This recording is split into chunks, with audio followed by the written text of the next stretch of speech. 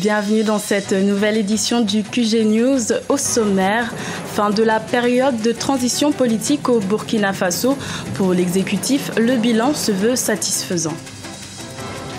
Budget 2016 adopté par l'Assemblée nationale béninoise, plus de 1500 milliards de francs CFA sont engagés.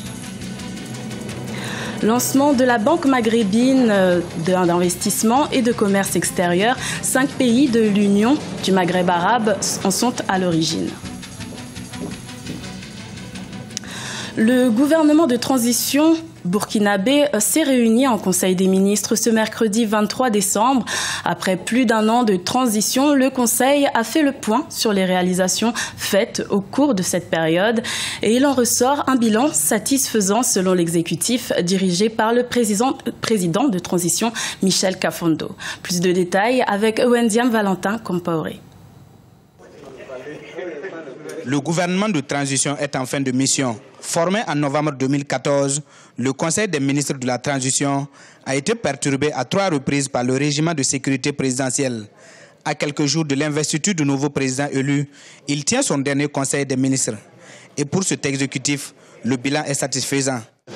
Dans mon ministère, je crois que ce que nous avons comme point fort, c'est d'abord même d'avoir pris des textes d'application du statut de l'artiste. C'est d'avoir pouvoir créer, j'allais dire, ce qu'on appelle le fonds de développement culturel et touristique pour permettre, j'allais dire, d'organiser davantage la subvention de l'État aux artistes et au monde du tourisme. C'est d'avoir pu faire prendre un texte qui permette, n'est-ce pas, d'introduire les disciplines artistiques et culturelles dans l'enseignement, dans notre système d'enseignement. Et ça, ce sont des points forts. Bien entendu, on n'a pas réussi à tout faire, mais nous avons également des chantiers. Sur le plan économique, le gouvernement a adopté un programme d'urgence de 25 milliards de francs CFA, un programme qui soutient les initiatives des jeunes et des femmes.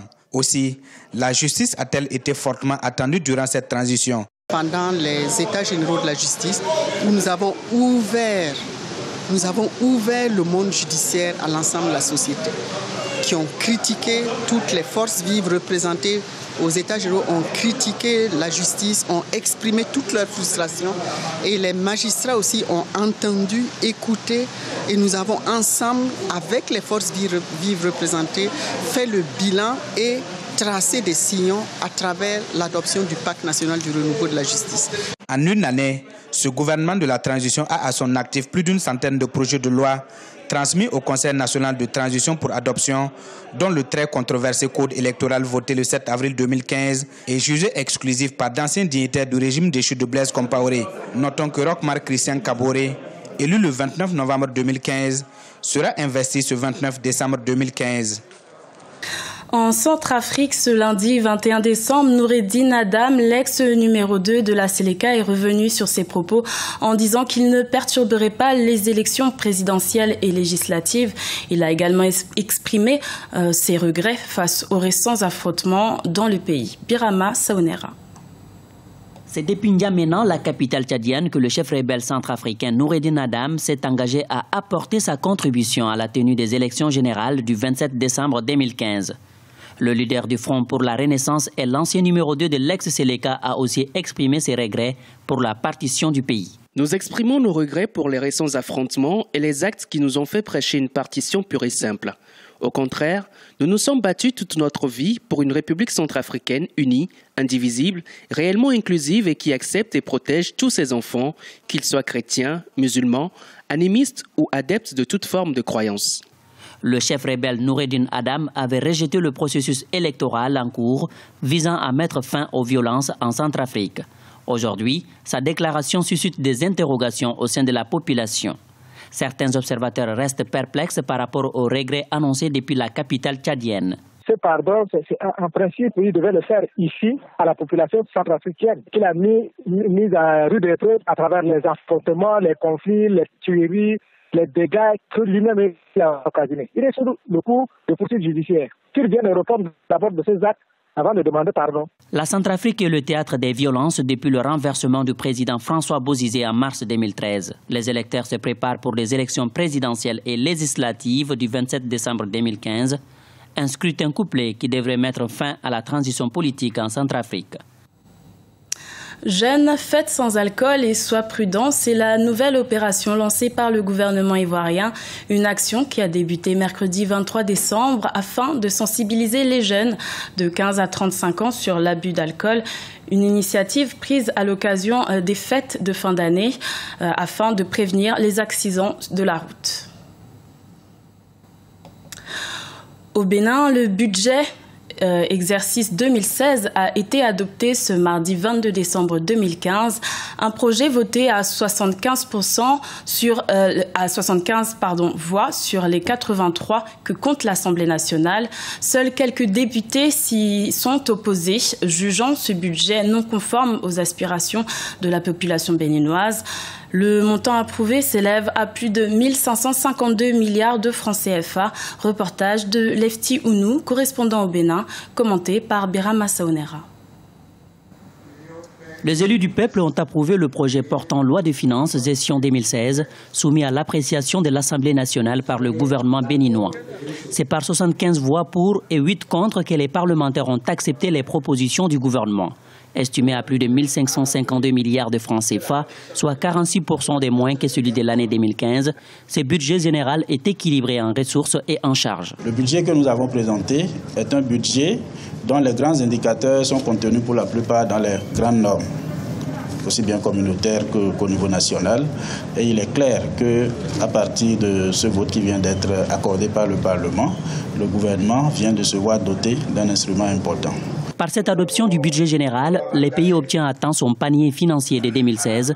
Les députés ont ainsi démontré leur volonté d'accompagner l'exécutif dans ses missions pour le développement du pays. Cet ultime budget du dernier quinquennat du président de la République, Boni Yayi, met un accent sur un certain nombre de leviers importants, notamment les infrastructures, l'emploi des jeunes et le modèle social béninois. Notre pays, collectivement, veut laisser sur la table, disponible pour ceux que le peuple aura choisis, sous le contrôle d'une assemblée qui assurera la stabilité et la continuité des institutions de la République, disponible, un budget où il y a des marges de manœuvre, il y a des possibilités d'action, une situation de l'endettement à fin décembre qui est une des meilleures, des plus saines que l'on observe dans le monde, et spécialement dans les pays en développement. Rappelons que le budget de l'État pour l'exercice 2015 a atteint un taux d'exécution estimé à environ 96%. Le lancement de la Banque maghrébine d'investissement et de commerce extérieur a été officialisé à Tunis. L'Algérie, la Libye, le Maroc et la Mauritanie sont les initiateurs de ce projet. Son capital initial s'élève à 150 millions de dollars. L'objectif étant de financer des projets dans les secteurs économiques des pays de l'Union du Maghreb arabe. Oumou Kalsoumba.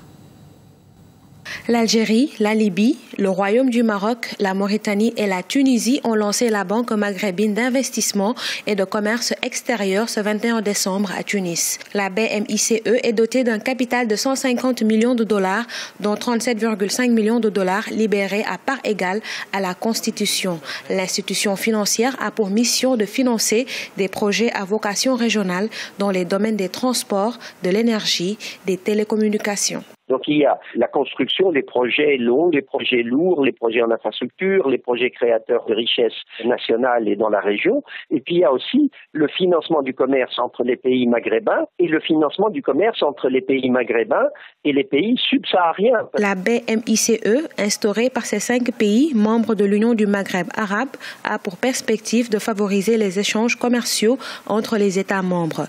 Les échanges dans la zone ne représentent que 3% de leur activité commerciale extérieure, selon la Banque mondiale. Entre les 5 pays maghrébins et 5 pays d'Afrique du Nord, qui vont de la Mauritanie jusqu'à la Libye, le commerce à l'intérieur de ces pays ne représente pas plus que 2 à 3% de leur commerce international. On commerce beaucoup plus avec le Danemark ou avec la Slovénie qu'avec les pays voisins. Et là aussi, il faut commencer à regarder les raisons pour lesquelles il n'y a pas cet échange commercial. Le président du conseil d'administration de la BMICE sera un représentant de l'Algérie. La direction générale de la banque sera assurée par un Tunisien. Selon le principe de rotation adopté, le mandat pour la direction générale de l'institution est fixé pour 3 ans pour le premier et 4 ans pour le second mandat. Ce journal a été réalisé par l'ensemble de la rédaction. Merci de votre fidélité. Retrouvez dans quelques instants une nouvelle édition de l'information sur Africa 24.